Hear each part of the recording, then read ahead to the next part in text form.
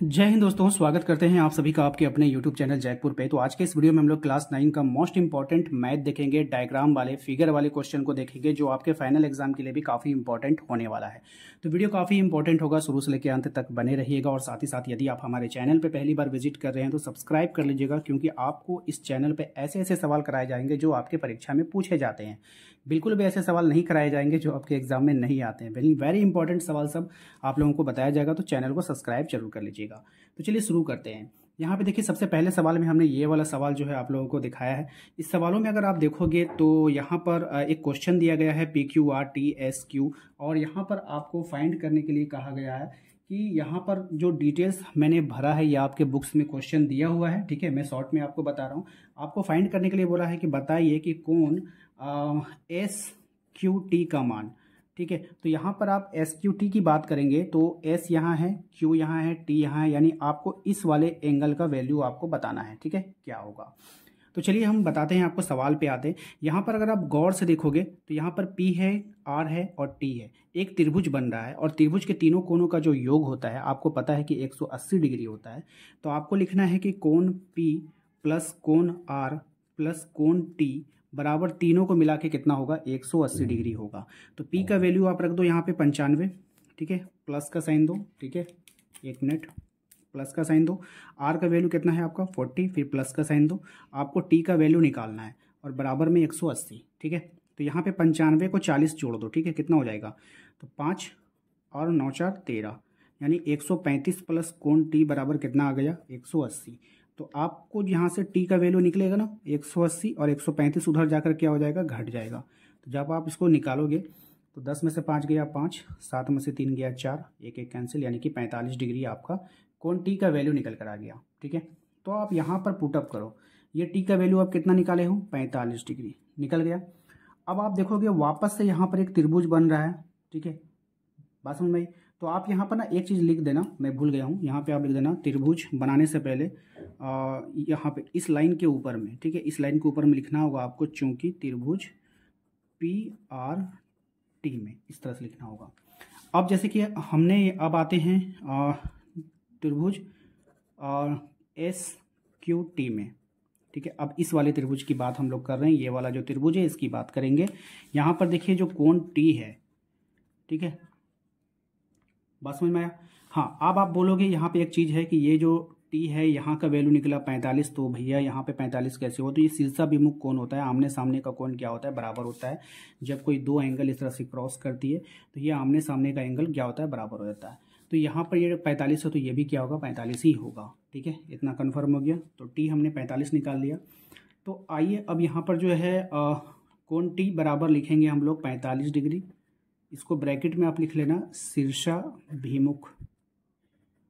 ठीक है, शीर्षाभिमुख कोण। ठीक है, इस तरह से लिख लीजिएगा। इतना लिखने के बाद आपको करना है कोण S, आपको दिया है 75 डिग्री। ठीक है, आपको कोण Q निकालना है। तो कोण Q का जो मान होगा वो क्या होगा, 180 में घटेगा, क्या घटेगा, इन दोनों का योग, कोण S प्लस कोण T, है ना, इसको घटा देंगे। तो 180 माइनस कोण S का मान कितना है 75, कोण T का मान कितना है 45। अब 180 में आप इसको घटाओगे, 5 5 10 का 0, 1 बचा, 7 4 11, 120, यानी 180 में 120 जब आप घटाओगे तो यहाँ पर कितना आ जाएगा आपका 60 डिग्री। तो ये आपका क्या हो जाएगा, आंसर हो जाएगा। तो उम्मीद करते हैं कि आप लोगों को समझ में आ गया होगा कि क्या करना है इस सवाल में। ठीक है, अब इस वाले सवाल को ध्यान से देखिएगा। यहाँ पर एक लाइन दिया गया है, इस लाइन में आपको x का वैल्यू है, 2x का वैल्यू है, 3x का वैल्यू है। तो आपसे पूछा है कि x का वैल्यू क्या होगा। तो कुछ नहीं करना है, आप लोगों को पता है कि एक सीधी रेखा में यहाँ से यहाँ तक जो एंगल बनता है वो 180 का बनता है। तो जैसे ही 180 का एंगल बनेगा तो आप क्या कर सकते हो, इन सबको जोड़ो। ठीक है, तो x प्लस 2x अब प्लस 3x बराबर कितना हो जाएगा, 180।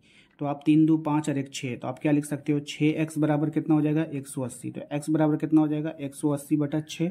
6 से इसको काटोगे 30 बार में कटेगा, यानी यहाँ पर जो x का वैल्यू निकल कर आ गया वो 30 डिग्री निकल कर आ गया, और यही आपका क्या हो जाएगा, आंसर हो जाएगा। ठीक है, चलिए अगले सवाल पे आते हैं। अगला सवाल है हमारा, एक त्रिभुज आपको यहाँ पे दिया गया है, पी क्यू आर है और यहाँ पर इसका वैल्यू 50 डिग्री है। तो आपको फाइंड करना है पी आर टी, यानी कि पी आर टी, ये बाहर वाला एंगल आपको फाइंड करना है। तो देखिए सबसे पहले है आपको इस सवाल में बोलेगा पी क्यू, इस सवाल में आपको बोलेगा जो पी क्यू है, ये जो पी क्यू है वो पी आर के बराबर है। ठीक है, वो किसके बराबर है? पी आर के। तो ये क्या हो जाएगा? समद्विबाहु त्रिभुज हो जाएगा। और समद्विबाहु त्रिभुज में क्या होता है ना, ये आमने सामने का जो कोण होता है, जो एंगल होता है वो बराबर होता है। अगर ये 50 डिग्री है तो तीनों मिला के कितना होता है? 180 डिग्री होता है। तो तीनों मिलाकर 180 डिग्री होता है। 180 में जब आप 50 को घटाओगे तो कितना आ जाएगा? 130। अभी 130 में दोनों को बांट दो। जब आप 130 में दोनों को बांटोगे तो यानी कि ये जो हो जाएगा आपका कोण क्यू बराबर कोण आर, सॉरी कोण आर। तो ये दोनों बराबर बराबर बटेगा, कितना में बटेगा? 130 है दोनों मिला करके, तो 65, कितना बढ़ जाएगा? 65 डिग्री। तो ये आपका 65 डिग्री ये भी होगा, 65 डिग्री ये भी होगा। अब यहाँ पर आप ध्यान से देखो, यहाँ पर अगर आप देखोगे तो आपको निकालना है पी आर टी, ये वाला एंगल। तो एक सीधी रेखा जो होती है बाबू, एक सीधी रेखा पर यहाँ से यहाँ एंगल जो बनता है वो 180 का बनता है। ठीक है, तो आप यहाँ पे देखो P R T, P R Q, ये एंगल जो बनेगा इधर से और इधर, चूंकि पी आर क्यू प्लस अब पी आर टी, ये वाला एंगल कोण पी आर टी दोनों मिलाकर कितना होना चाहिए?